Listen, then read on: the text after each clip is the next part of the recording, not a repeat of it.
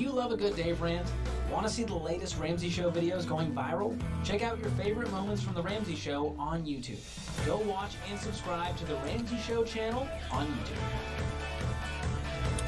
Live on both the YouTubes and the Twitches. Put my links in the chat. And we will get going here. Got one more. Was unable to do a show Friday,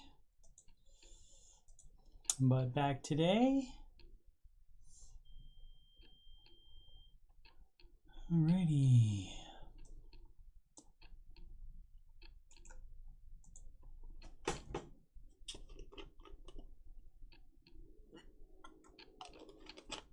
Here we go, show number 340, August 15, 2022.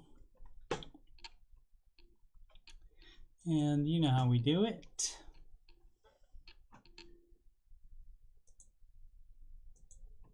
Normally, the first thing we do, what up, Bob? Normally, the first thing we do is listen for the drum taps so we know when to come in and sing the song.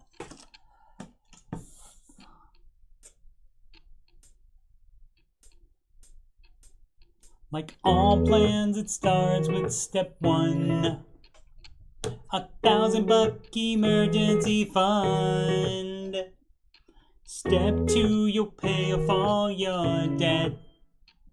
Step mortgage, we don't do that yet. So pay off your consumer debt.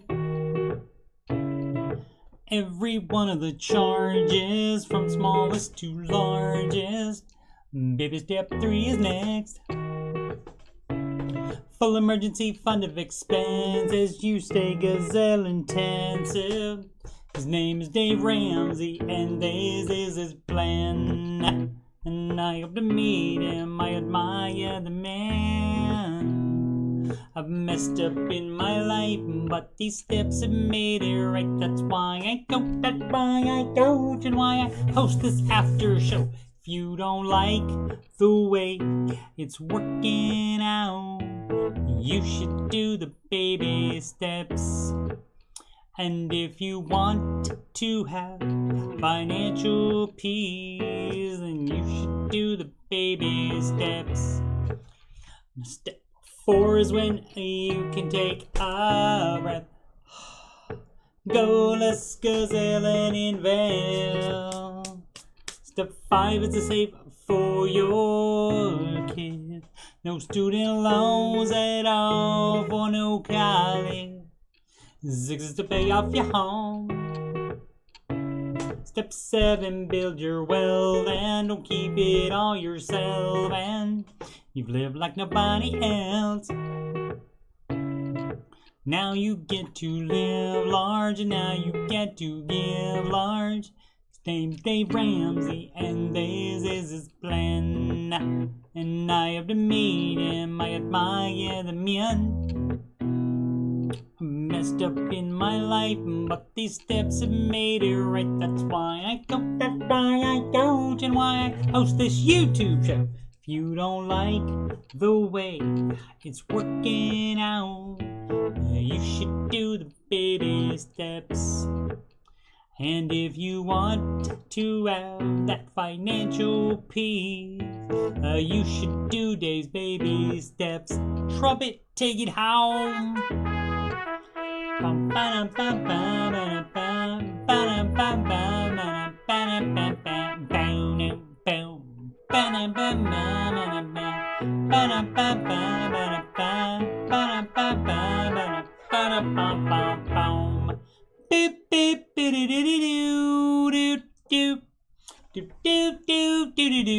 Live from Columbus, OH. It's the Ramsey Show Aftershow show, brought to you by D.H. Schumann. Thank you so much, D.H.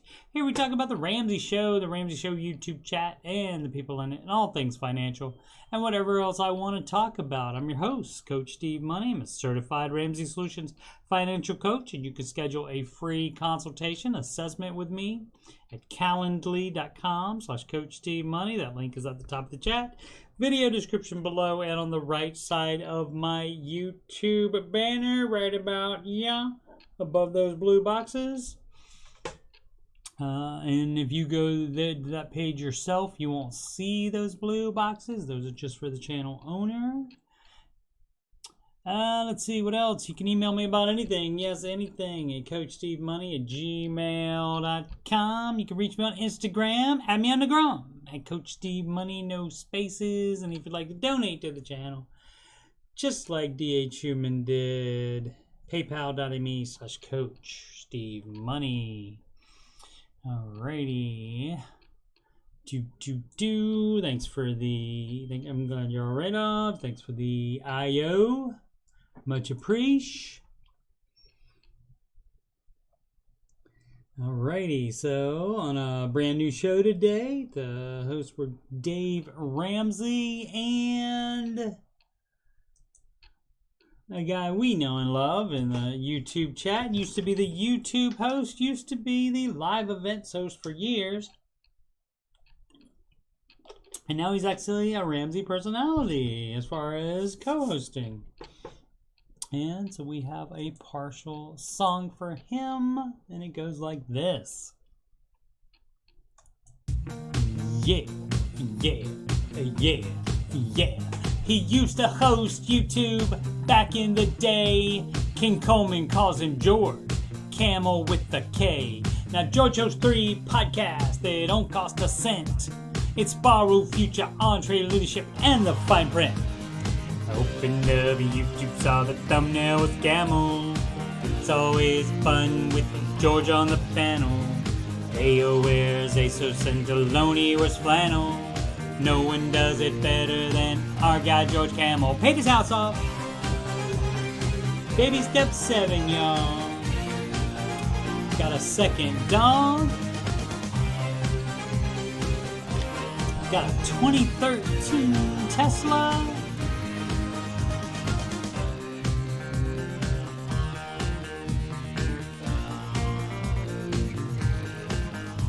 Advises that you should sell your horse. Alrighty.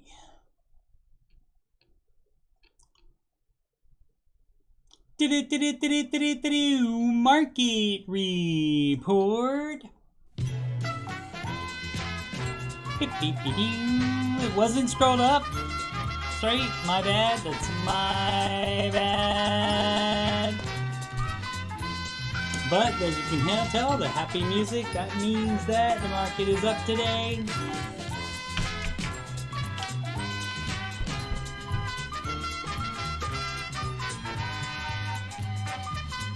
Alrighty, that's enough of that. And could it be? Is it like the that one? I forget who that was. The one Wall Street advisor guy or whatever was correct when he said the bottom of the market was right here on June 16th.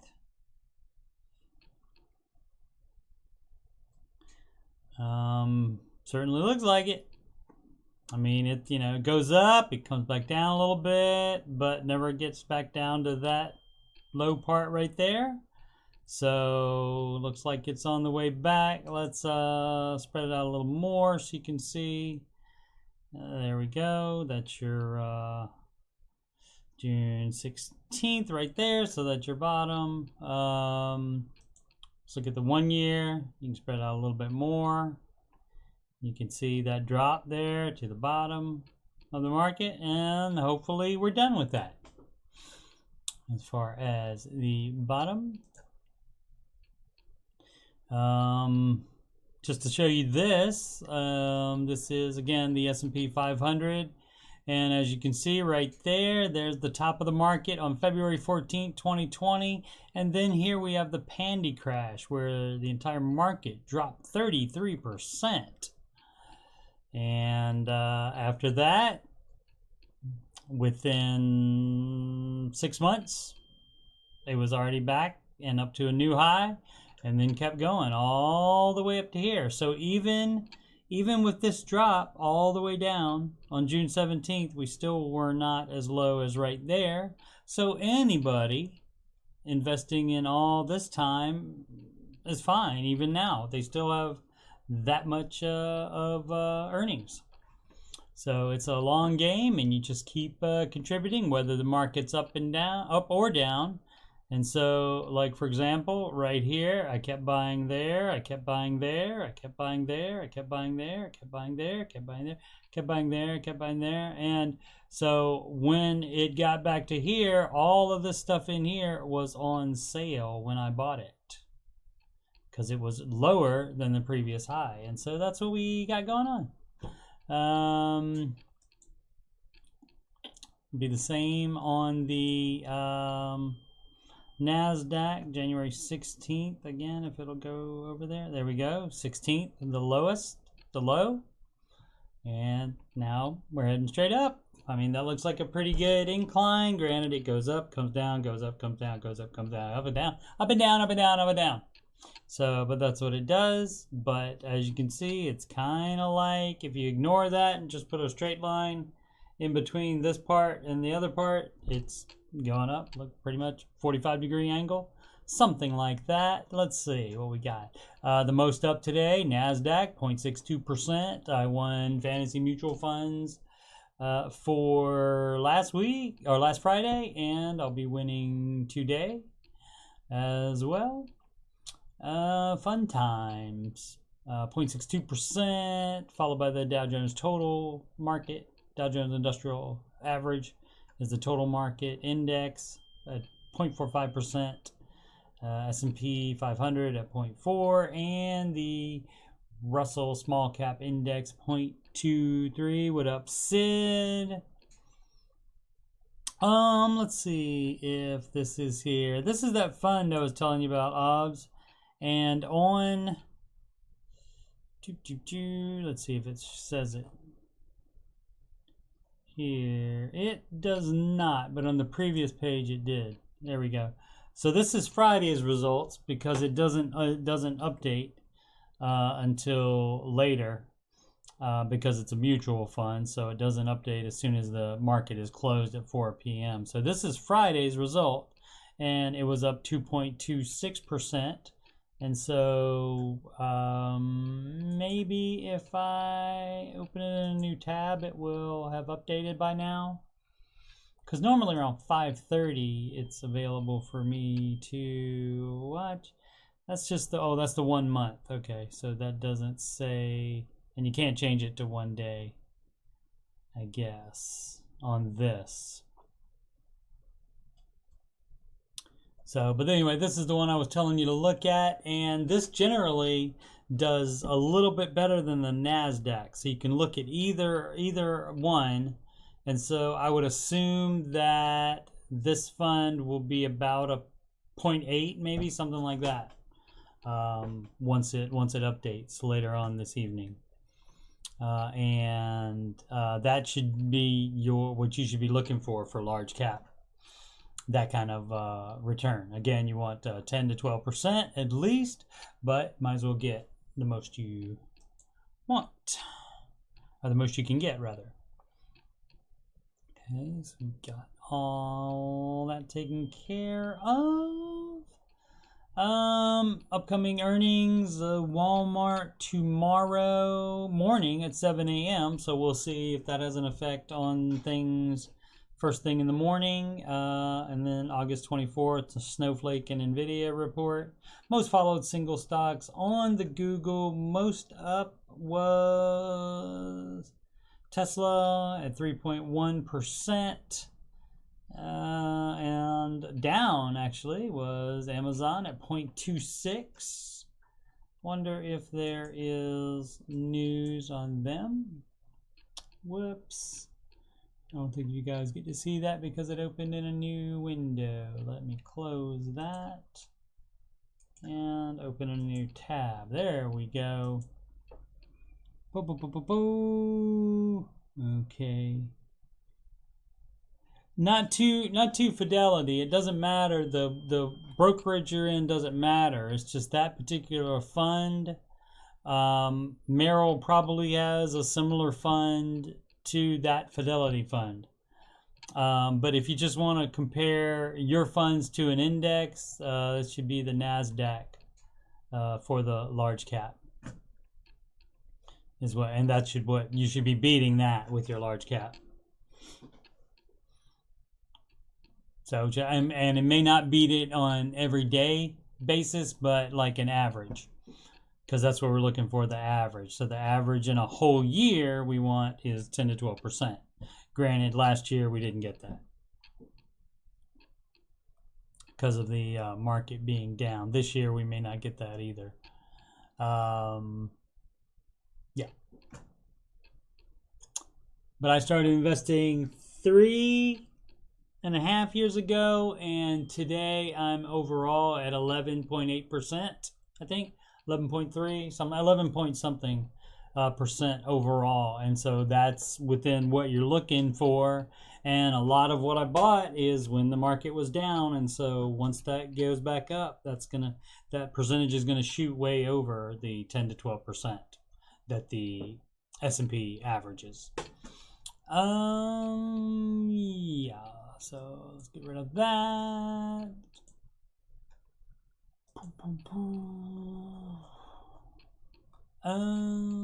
Yeah, we don't need that.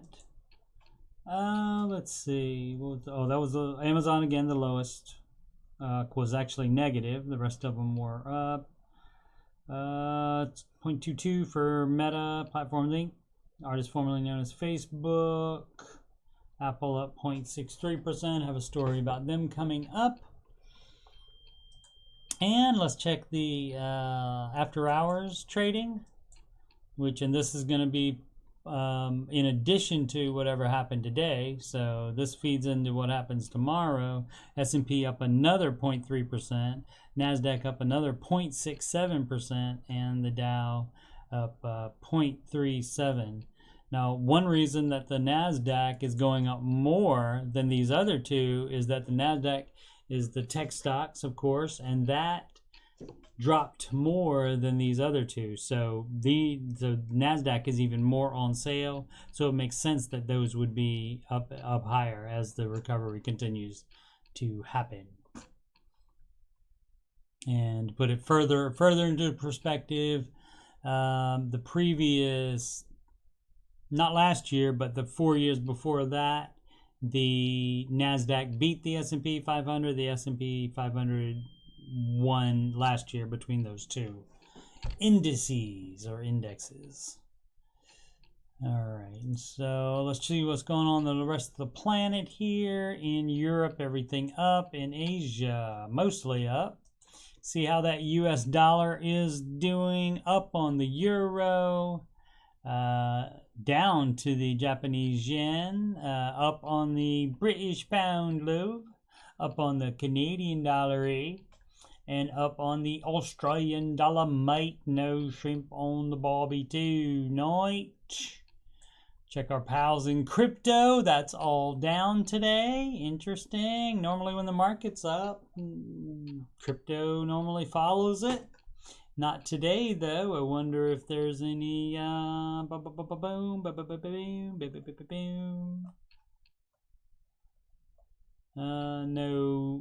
Well, let's check the Bitcoin page and see if there's anything about why that would happen.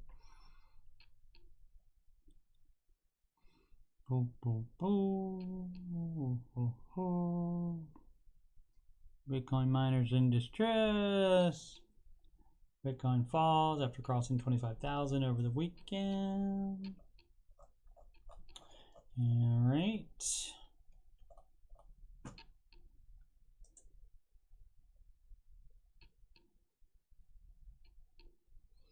Did that say hits 25,000 for the first time? Because no, it's not. It's been at over 60,000 before. October 29th, 2021. November 5th, rather. No. November 12th. Tops $25,000 level for first time. Oh, probably first time since. Okay, that's my bad. You can't see it. You can't see the entire article headline there. All right. We already looked at the futures, the after hours trading. So let's see what articles we have to talk about. Bloomberg.com. We got streaming is starting to look a lot like cable. So I thought this was interesting. I didn't read this ahead of time, like I seldom do. I like to be surprised and react to it live. Streaming services are raising prices and introducing advertising now that their subscriber growth has slowed, and that's going to happen once, like, most of the people that are going to get it, if they have the service already, or they decide they want to have just one streaming service or just two of them, then they pick their favorite two, and so some are going to get left out. So that is going to happen. And so they're trying to combat that by introducing advertising in their shows, which people are not going to like, but it will be cheaper with the advertising built in. So that's up to you if you want to pay for no commercials.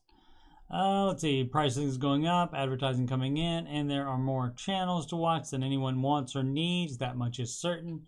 The streaming business is starting to look like cable TV from 10 years ago. There are some obvious improvements. We can watch on demand and cancel with ease. Programming is global. The user interface is generally better.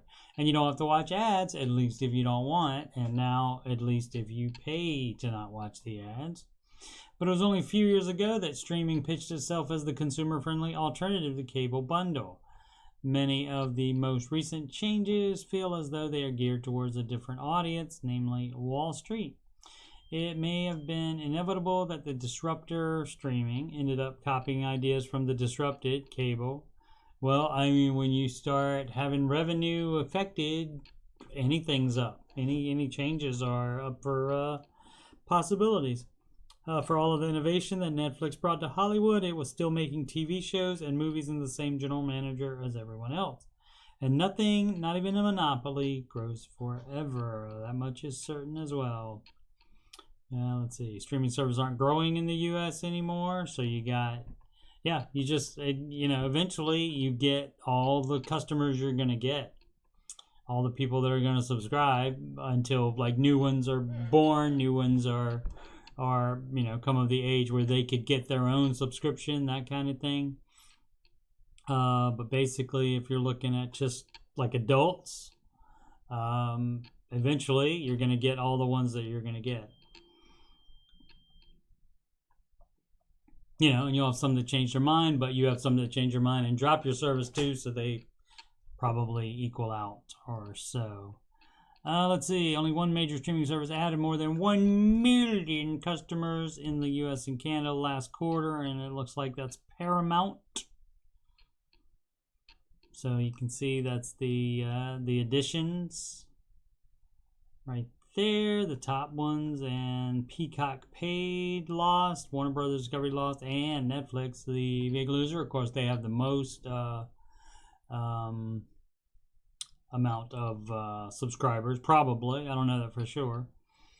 We knew the slowdown was coming for Netflix, while the company still believes it can get to 100 million subscribers in the US and Canada. The days of adding 5 million people a year at home are long gone. Yeah, right. And so they're going to try to do whatever they can do to cut costs and make more money. Just like any other business, including the cable businesses of old. This from the Wall Street Journal, WSJ.com. Restaurant meals may become a relative bargain as grocery prices soar. July saw the biggest inflationary gap between grocery stores and restaurants since the 1970s. And so, I mean, it's not going to be for if you get like the expensive stuff. But if you get like a value meal or something, it's closer to where if you bought all the stuff you would need to make that meal, even if you subtract it out by number of servings or divide it out by number of servings, that it could still be pretty close to having somebody else make that for you. And maybe you think that Wendy's burger is better than one that you can make at home. Maybe you don't. Let's see. It says value menus shot to popularity in the 90s after the burger wars consumed the fast food industry. And thanks to America's love for cheap eats, they've stuck around. WSJ's Heather Haddon explains how inflation and supply chain issues are changing the value menu. Well, I mean, they've gone up because there's no dollar menu anymore. There may be a couple things, like 2 or 3 items that are still $1 at Taco Bell, but where they all used to be $1, they're not anymore. Let's see. It says we'll read as much as they can. We can't read it because we're not subscribed. Restaurants are taking on grocery stores over value, contending that eating out can be a better deal than cooking at home. They have some recent data on their side. Consumer prices at grocery stores and restaurants increased 13.1% and 7.6% respectively year over year in July, according to the Labor Department. The biggest inflation gap between grocery stores and restaurants since the 1970s. So they're not saying that it's going to be cheaper to do that, but I mean, if you add in the amount of your time, the cost of your time, if you consider that to be worth anything, then it might make a lot more sense depending on the item and what you could make at home that would be comparable to that. All right, let's check to see if we're doing skipping. We've been skipping frames. No, not today. Seems like it's good today. Let's see. This is from SF Gate. Speaking of Netflix and losing subscribers, Netflix puts an entire Bay Area campus up for sublease amid turbulent year. I wonder why they're just trying to not... Oh, they're just because they're leasing it. Okay, so they don't own it, they're just leasing it, and so they're going to sublease it out so that they can get some of that money back because I guess they don't need that building anymore. Let's put an entire campus in the Silicon Valley hometown of Los Gatos. I think that means the cats. Up for sublease as it looks to shore up unused office space amid a turbulent year for the California company. After a Pandy-era streaming boom, the company announced in April that it lost subscribers for the first time since 2011 and lost nearly 1 million more by July. Its stock had fallen by nearly 60% this year. The company laid off around 300 employees in June on top of the 150 earlier in the year, and it now looks to be shedding that empty office space in its Silicon Valley hometown. The 165,000 square foot lease complex in Los Gatos is owned by the Sobrato organization and located at 100 and 150 Winchester Circle, reports The Real Deal. The building at 100 Winchester Circle was formerly the company headquarters before moving its base half a mile away to Albright Way. Now, why would you do that, I wonder? Bigger building, maybe? Could be. Maybe a building they own, perhaps. Boom, boom, boom. The listing does not state a price for it, so you got to call to find out what the price is. All right. Well, and again, this is what you do when you're losing money. When you're not making as much money as you were before, try to get back some of that money, and this is how one of the ways that they're choosing to do it. All right, says stock futures flat. This may have been first thing, but we saw them. They were pretty good. I mean, especially the NASDAQ. I mean, it's coming up on 0.75%. That's not really flat. I wouldn't call that even 30%. I wouldn't, or 0.30 of a percent, 0.3 of a percent. 30% of 1% basically is what the S&P is up there, and I wouldn't call that flat, but that's just me. Let's see. CNBC reports. Apple reportedly plans to put ads in more apps on your iPhone. Of course they are. Apple is reportedly planning to expand its advertising business, which generates about $4 billion annually, according to Bloomberg. The report said Apple has discussed adding ads to Apple Maps and is likely to expand ads into its books and podcast apps.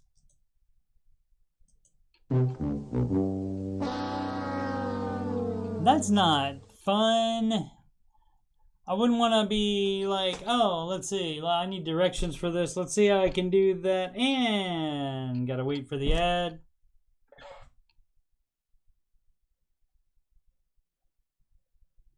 Skip ad, and then do your thing. That wouldn't be fun. Did you like that acting there? I was waiting for the ad to play.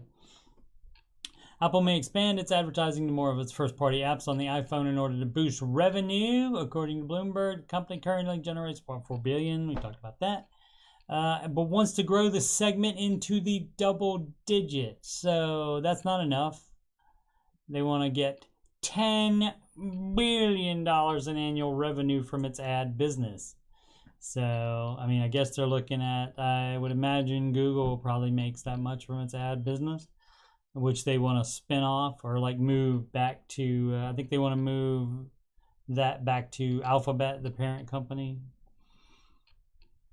Let's see, Apple already shows ads in some apps like Apple News and Stocks. Also recently announced plans to expand ads in the App Store. Bloomberg said the company is considering ways to add advertising to Apple Maps, for example, which so far stood out from competitor Google Maps by not showing ads. Okay. The report said it's likely that Apple also inserts ads into the stores for podcasts and books too. I don't see any ads. I don't have an ad blocker on here. Google Maps.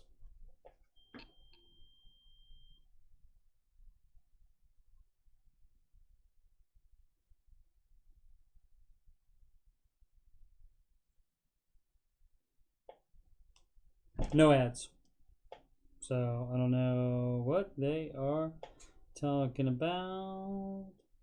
Boom, boom, boom. Mm-hmm. Alrighty, Matt Daniels. We don't have a scripture of the day going on this program, so if you could like edit your copy and paste that you do for the Ramsey show. We don't do a scripture of the day here. We maybe we would have a phrasing of the day on this show, but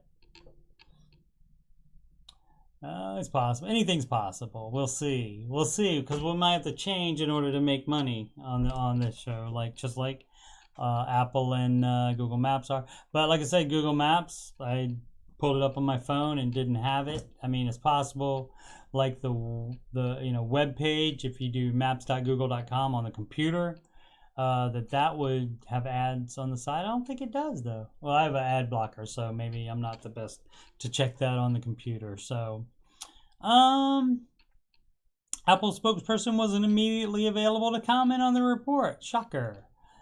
All right. So, I mean, they just trying to make money, yo, and you don't have to use their product if you don't want. All right, so let's check reddit.com/r/Dave Ramsey, and we sort by new. Actually, let's do it again. Oh, it doesn't do it again. Let's go to hot, and then go to new again. Hot. Okay, so it didn't have anybody. Okay, so how are VA loans bad? Rocky Goodman, Dave and Rachel both said it's not a great option, and I'm interested to hear how. A lot of the way, unless you are a disabled veteran, you do still have fees involved. They are often zero down or very little down, and when you don't have much in the game as far as you saving up money for it, you're probably buying too much house. And you don't have skin in the game, like I said, by not putting it in the down payment, and there's a couple other things, there's other like rules and stuff that are involved in that, and so that's why it's not generally great. They have said like it for disabled person that gets the fees waived and other stuff that maybe. but generally they don't recommend that. At Ramsey, since it always makes her laugh. X was not immediately available to comment. Could mean we sent an email while typing this up and no one responded before we were done. Right, in that 30 seconds. So, right. That could be. They might not have given the nice people at the Apple a long enough chance to respond. Moronic Monday. Regular weekly topic is a place to ask all the questions that are either just downright silly or too small to warrant their own thread. Also, always be kind and civil. You were once a beginner too. What's common sense to you may not be to the asker. Let's see what the Moronic Monday comments are. Should I stop contributing to my workplace pension scheme during baby step 2? Yes. Some places don't let you do that though on a pension. Some places it's automatic. It's mandatory. So, but yes, if you have the option, yes. That would be just like 401k at any other business. And so you would definitely stop that and pay off that debt. Instead, yeah, if you're allowed to. Monkey Basher, baby step 7 there, Flare. So, yep, highly regimented. So you may, yeah, just basically what I said, perhaps a little bit more in depth, like 4 whole sentences worth of it. Okay, oh, somebody tried to cheat. Let's see. Need hyphen vacation. Tried to cheat. Baby step 2. And if you went on vacation during baby step 2, yeah, that's not so great. Okay, started following Dave about 3 years ago. We paid off $100,000 in debt in about 2 years, and then started saving for a house since our landlord was selling our rental last year. Okay, basically these principles saved us because we were able to save enough to buy a home. Excellent. The problem, we weren't debt free yet.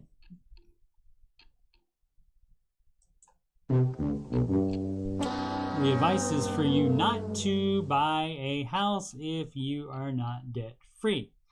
Okay, so let's see if that tried to cheat, and let's see if it came back to bite him, which I'm guessing it did. My wife and I have good jobs in healthcare, plus 2 little boys, but we still had $80K in student loans sitting there. Well, I decided we would max our 403B starting in January of this year. Instead of paying off our debt, since these loans had relatively low interest rates of 3%, surely we can make more in the market. Except this past year. Yep, normally you could, but except this past year. So, yep, it got you. Because you always have that. You have that. And also, it's by saving for retirement while you have debt, you're putting that money into a bucket, right? But you still have a leak in the bottom of the bucket for the student loan, and that's coming out of there. So it's best to plug up the leak by paying off the student loan first before you start filling up that bucket. So that's the reasoning on that. Anyway, the catch is that every day our wealth was growing in our retirement. I was thinking about the debt, right? Yeah, that too. I didn't realize how much it was affecting me, but I was having depression and just struggling to stay the course. Yeah. I mean, there's a reason these rules are the way they are, these steps. Long story short, I decided yesterday to finish what we started. We are on course to finish paying off this debt by February 2024, and then I will ramp our retirement back up. Excellent. I'm so very thankful for finding Dave's Total Money Makeover book. It's life-changing. Agree to that. Changed mine as well. All right. Back on the straight and narrow there. Instruction okay, 691. Post advice, financial gifts to child in baby step 2. Currently in baby step 2, working through a $70,000 worth of debt. My 1-year-old recently had a birthday, and a lot of our family gifted him cash, around $2K in total. I want him to open him a savings account and put that money away for him, but my husband thinks we should use it towards baby step 2 and make up for it in baby step 4. Thoughts? No, I wouldn't do that because they were gifts for him.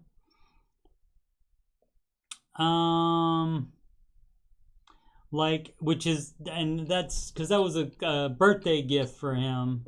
It's not like it was, say, child support, which is paid to you to take care of the child, and in taking care, you're going to take care of the child anyway. So you just add that to your money, and then you could use that for whatever you wanted.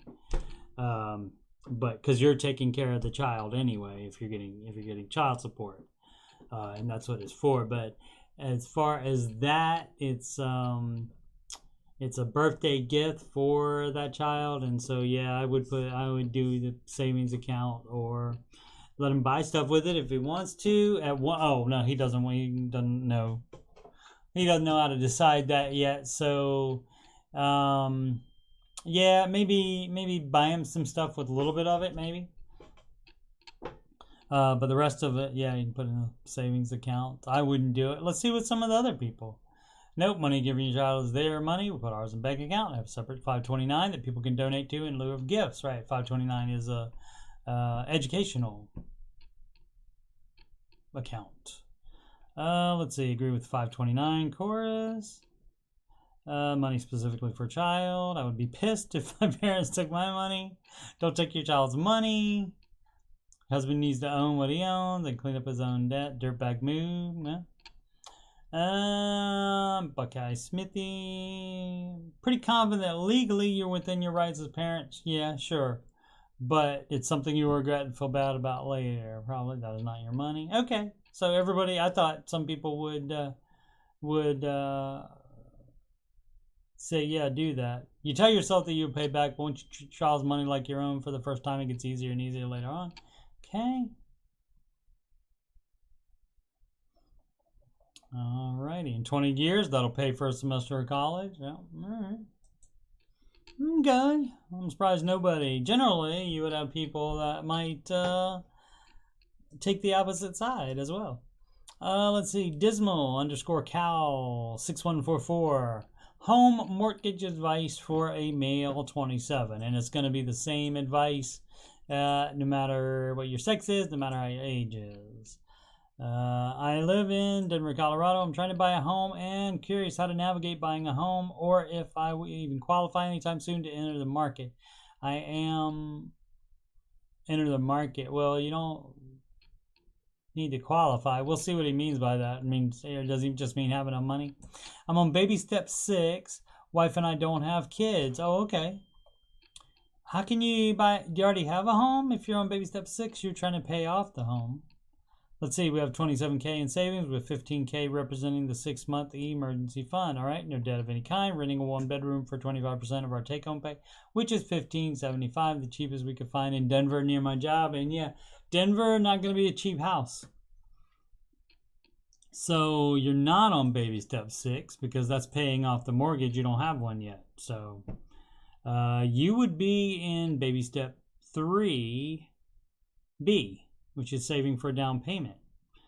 Here's my wife and I running into a bump in the process. Neither of us want to live in a house condo that we can get for that amount of take-home pay with a 15-year mortgage and with a 20% down payment, which we don't have, and it would take at least 3.5 more years of saving every single penny we earn. You'll save up to this amount if the real estate market stays put. Yeah.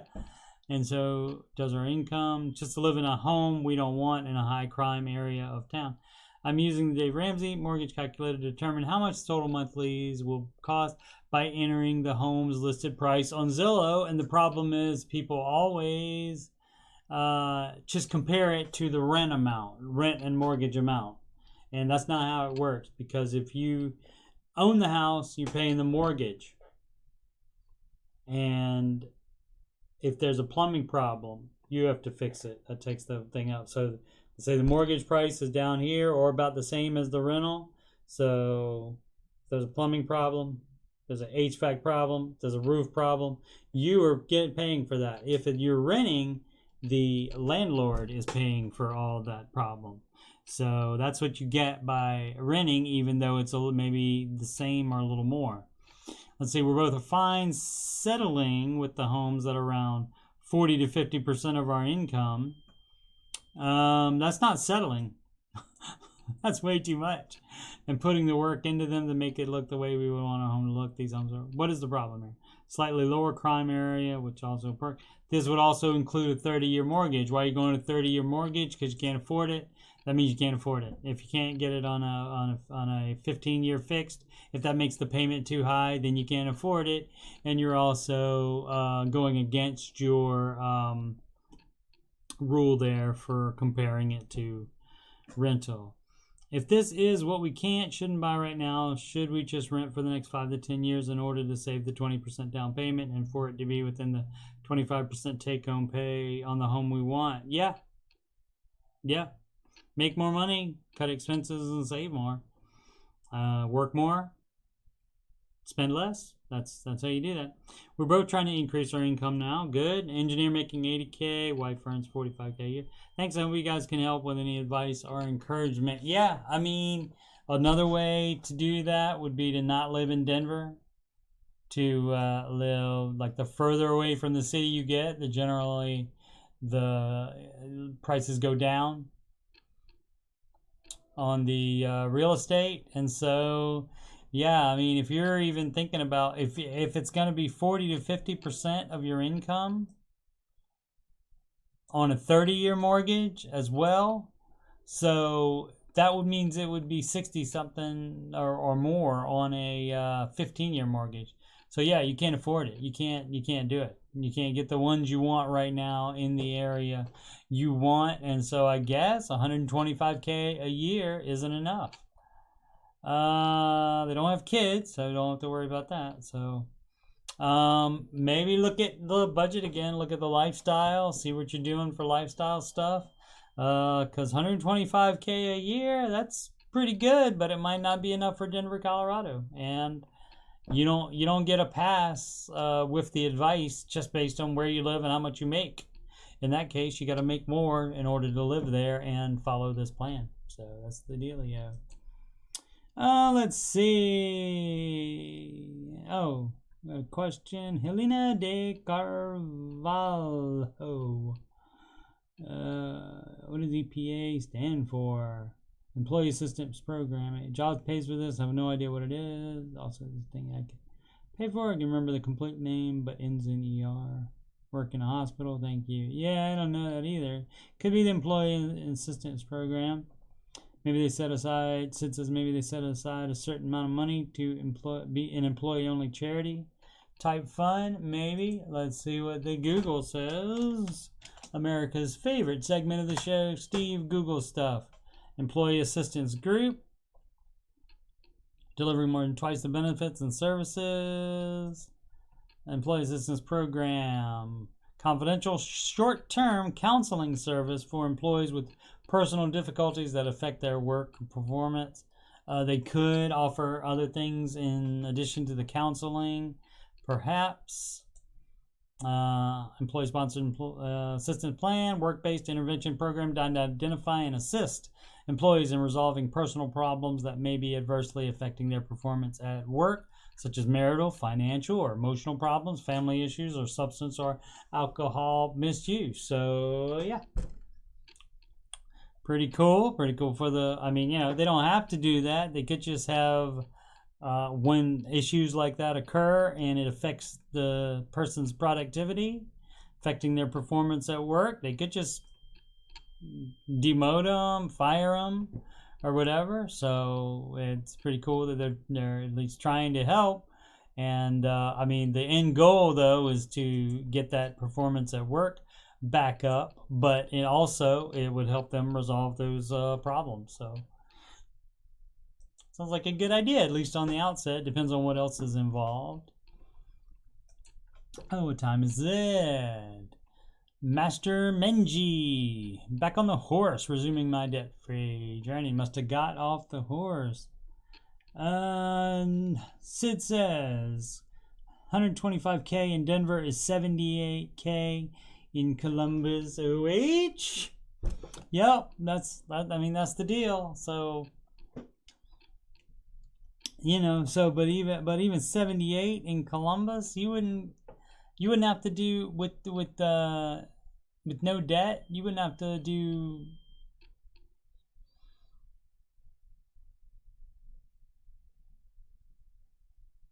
You could still get a good house. And again, it depends. The houses here are going to be cheaper than the ones in Denver, Colorado. Absolutely. So it depends on where you go. So I mean, yeah, 78K would be pretty good, obviously, for Columbus. So apparently 125K isn't enough for Denver, Colorado. Alrighty, where are we going? Okay, so I was going strong with the plan to get out of debt, and I was doing very well after getting rid of over $50,000 in debt. That's great. But with most things, I lost steam and fell off the wagon. I'm starting over. I already have baby step 1 done. I've committed to that at least. Now I'm working on figuring out my budget so I can start paying off my debt again. I made a YouTube channel to try to be committed, not and be committed.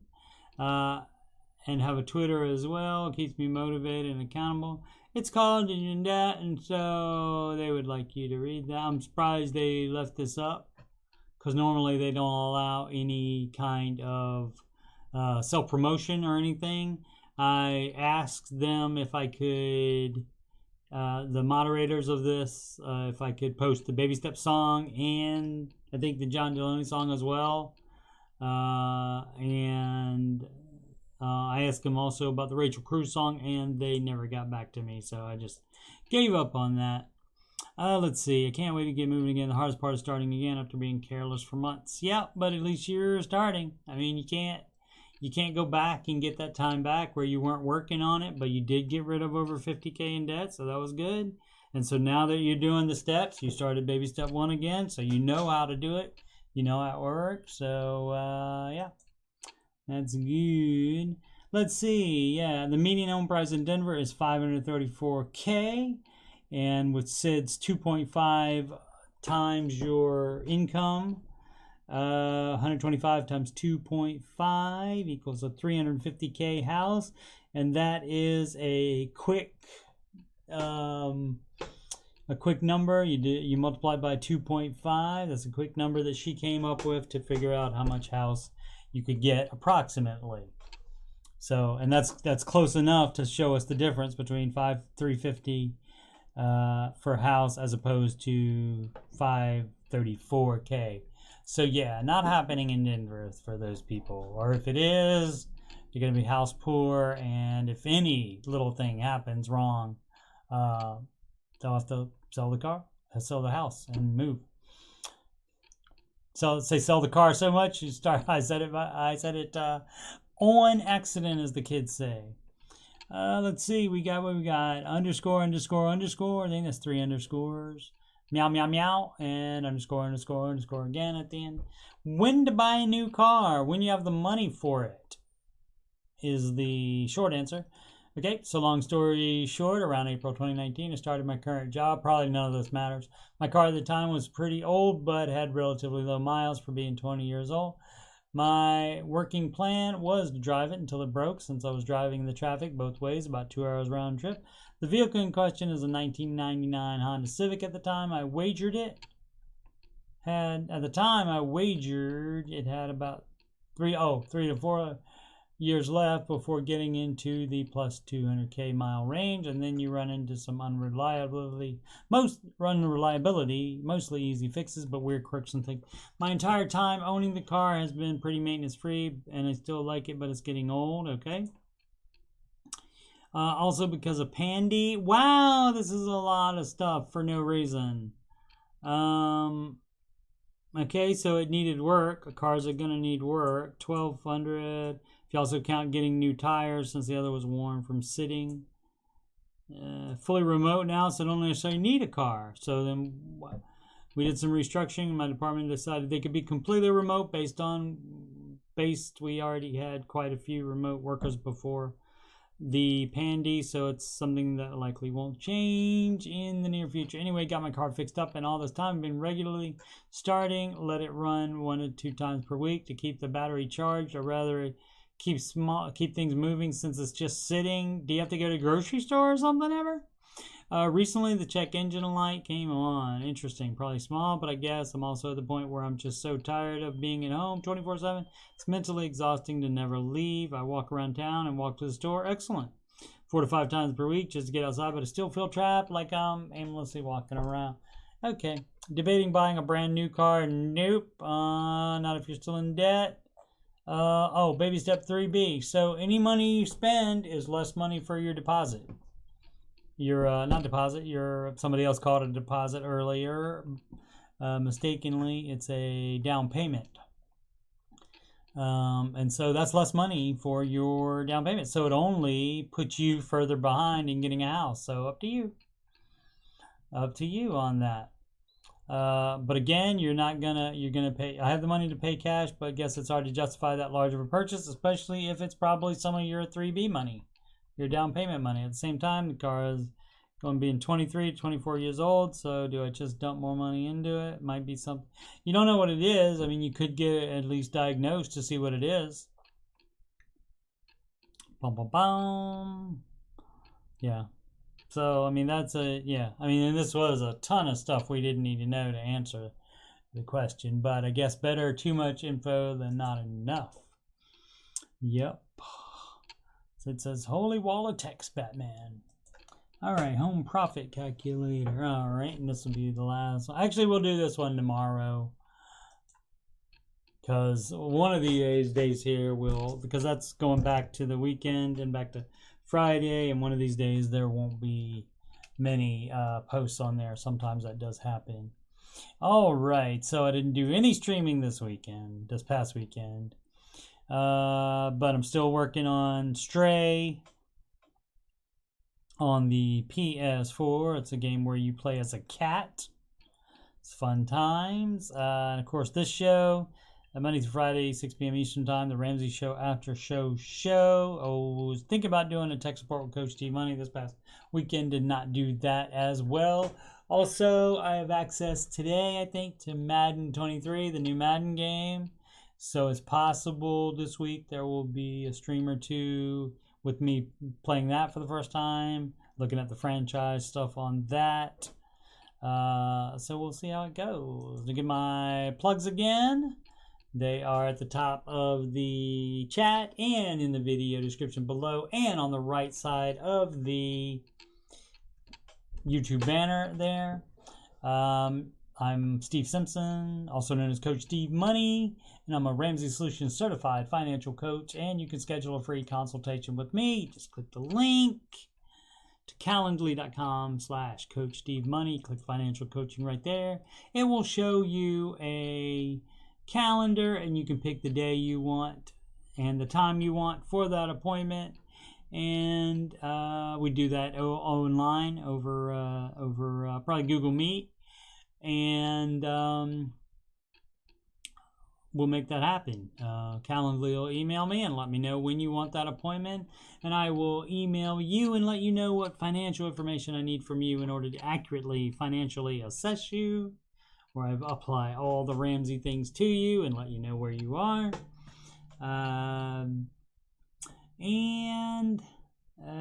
We'll make that appointment happen. PayPal is CoachSteveMoney@gmail.com.